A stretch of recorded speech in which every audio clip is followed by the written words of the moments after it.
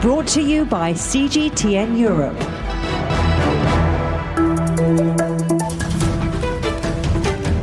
Welcome to the Agenda podcast. I'm Stephen Cole. Now we take a look at electoral systems. Can how we vote be as important as who we vote for? One way in which an increasing number of people are ensuring their vote really does count, whatever the electoral system, is vote swapping. That's when a voter in one constituency agrees to vote tactically for a candidate or party who wouldn't have been their first choice, but does have a greater chance of winning in that area. In exchange, a voter in another constituency will vote for the candidate or party the first voter supports, where they actually have a real chance of getting elected. Well, here to explain in more detail how that works and why people do it is the co-founder of a group called Swap My Vote, Tom de Grunwald. Tom, explain how this works in practice. Sure. A voter will go to our website, swapmyvote.uk, and put in the party that they'd really like to vote for.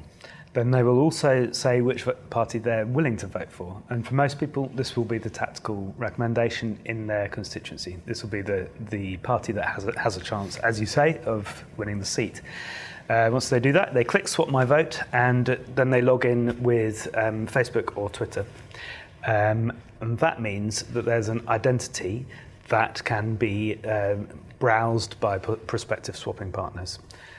After that, they're presented with a number of, with five actually, possible partners who have the complementary voting preferences in another constituency. And they can, if one of them seems like a good place for their vote to be cast, then they can offer a swap. The other person will then see an email saying, Stephen would like to swap votes with you, and can either confirm or look for another swap.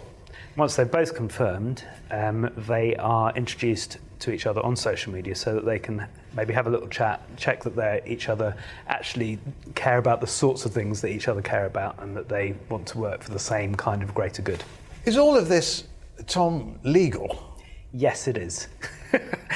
You've had it tested, have you? Yeah, well, actually, it's really interesting because vote swapping's got quite a venerable tradition, and of course, they actually swap votes within Parliament itself. And they do it in other countries as well. And in other countries. So anywhere where first past the post is the electoral system, you will see some vote swapping. So in the US, there was a test case where they found that vote swapping was protected speech under the First Amendment.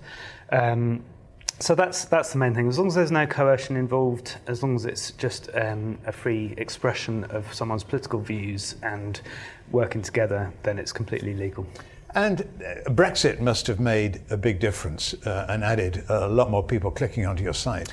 Well, it's interesting. Brexit, it's certainly a new, I would say it's a new dynamic, a new axis within politics. I think that it's actually quite interesting. So in the 2017 election, something like 6.5 million people voted tactically, and that is seen as having delivered a hung parliament. So it'll be interesting to see if we see something like that again in 2019. Is the aim to get the Conservatives out of power? No, absolutely not. It's politically driven. It's a non-partisan platform. So we support vote swapping between voters who support any of the main parties who we have a criteria for. They need to be standing in a certain number of seats or whatever.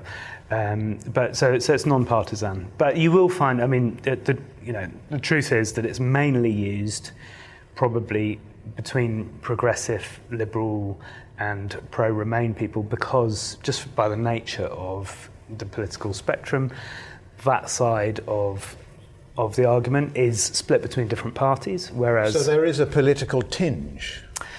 I would say that anywhere you've got voters trying to express themselves, there will be politics involved. The important thing is balance, isn't it? Balance in everything, every party, especially vote swapping. I don't know. I think, as I say, I think it's all about helping voters actually express what they want to happen. But they can do that with a simple X on the ballot paper. Well, you would think so, but I don't know where you live, but I've lived in a lot of constituencies where it didn't make any difference who I voted for. So that is a problem with first past the post. About wasted votes. And does it only work in first past the post? Yeah, pretty much.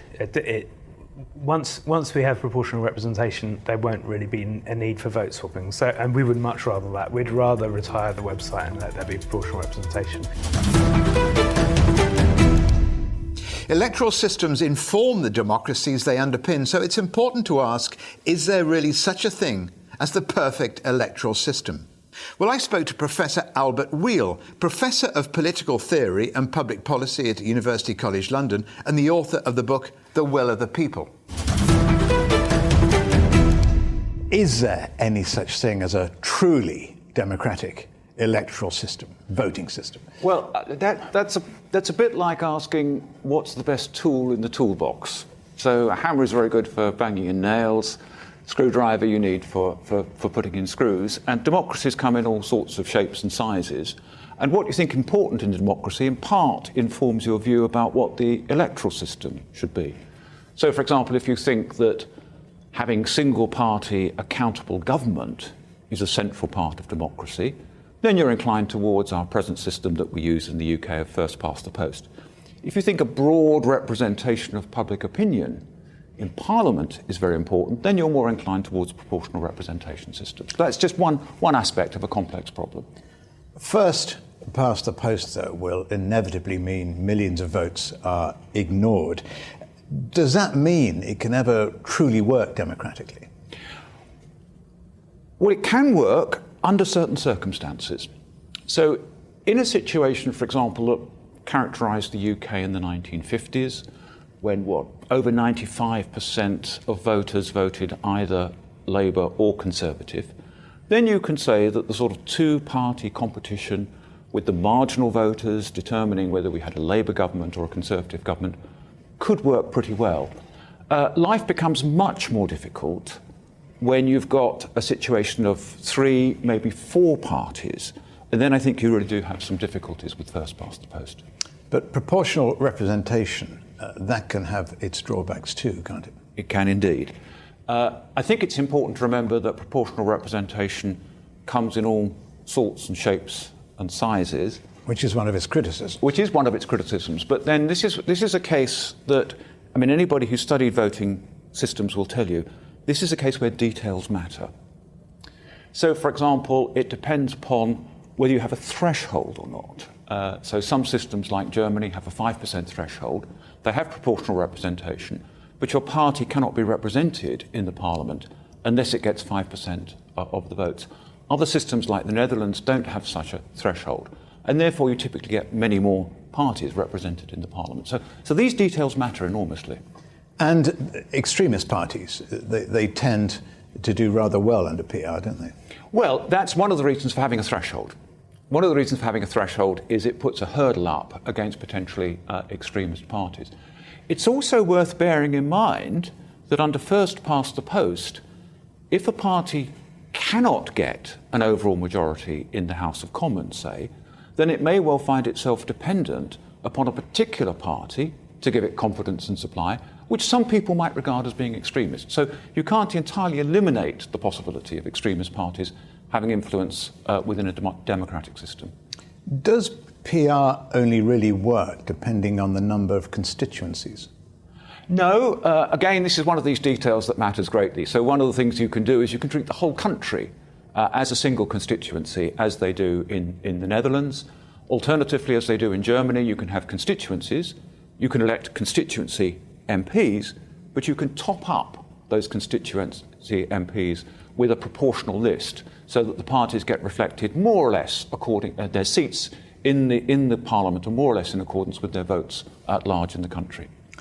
And of course, forming coalitions can be exceptionally tricky, as witnessed by Belgium is the example most people quote in 2010. Yes. And it took them a year to form a government. I don't know if anybody noticed they didn't have a government. which may well be unfair criticism, but it still took a year. Yes, well, so that's certainly one of the examples, and people often say, well, look, actually, Belgian public administration continued quite successfully during that period. And I think it's important to realise that conventions develop in societies which use coalition systems such that they can manage that transition. So I think if you come from a first-past-the-post system, as in the UK, I mean, what is so striking about the UK is that if a Prime Minister loses an election, literally the day after, the Friday, the removal van is at the back door of number 10, taking the furniture out. Now, that's a very fast transition in comparative terms. Lots of societies allow some process of transition between the election and the formation of a new government. You've written a book called The Will of the People. I've no idea what the will of the people is, apart from the result at an election. What kind of system do you think really represents that concept? So it's very important with my book. Thank you for mentioning my book. It's very important. It's very important with my book to remember the subtitle, which is "It's the Will of the People: A Modern Myth." And one of the things I try and suggest in the book is that too often people think that the will of the people, discovering the will of the people, is like discovering the chemical composition of vinegar. It's a natural fact out there that people can somehow, with their apparatus, discern. So I think anybody who knows about electoral systems, anybody who understands democracy, will understand, for example, that the type of electoral system that you use can give you a different result. The way in which alternatives are framed for the electorate can also give you a very different result. So if you take the referendum, for example, one of the things we now know is that leave was never one option. Otherwise, there wouldn't have been as much division in Parliament as there has been. And so maybe there should have been 3 options or 4 options put to the British people. So the way you phrase the alternatives, the counting rules that you use, the type of constituencies that you envisage, all of those could potentially give you very different results with the same distribution of public opinion. What comes closest to the best electoral system in the world, in your view? In my view, the system that comes closest is one that the population is broadly happy with and that gives broad representation to the currents of opinion that are out there in society, and does so in a way which makes government policy responsive. And which country in the world has that system? Well, I think Germany has done remarkably well in the post-war period. I mean, if you'd said in 1945, in 50, 60 years' time, what is going to be one of the most stable democracies in the world, and you'd said Germany, everybody would have looked at you and said, that's impossible. But heavily polarised at the moment. Heavily polarised. But no electoral system can deal with the fact of political conflict. I mean, that's just a fact of life. All right, we will leave it there with that fact of life. Professor, thanks very much for joining us here on The Agenda. Thank you. And that brings us to the end of this edition of The Agenda. If you'd like to hear more from us, you can subscribe to iTunes, Stitcher or Spotify. You can also give us feedback with a review. Remember, you can also find The Agenda on Facebook, Twitter and YouTube. Just search for CGTN Europe. Until next time, goodbye.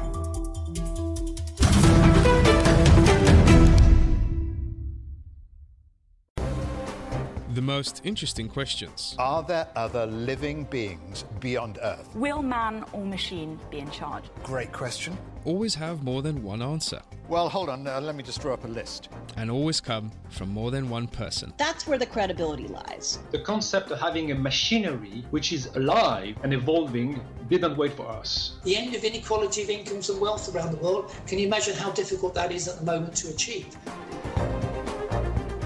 Every episode, Stephen Cole, Murray Beveridge, and some of the brightest minds out there shed light on the answers to some of the most intriguing questions. There are 2 ways of looking at this. Machines can't really discriminate between civilian and military targets. The Answers Project. Maybe we need to just look at this in a bit more detail. Extraordinary claims require extraordinary evidence. The Answers Project, a new podcast from CGTN Europe.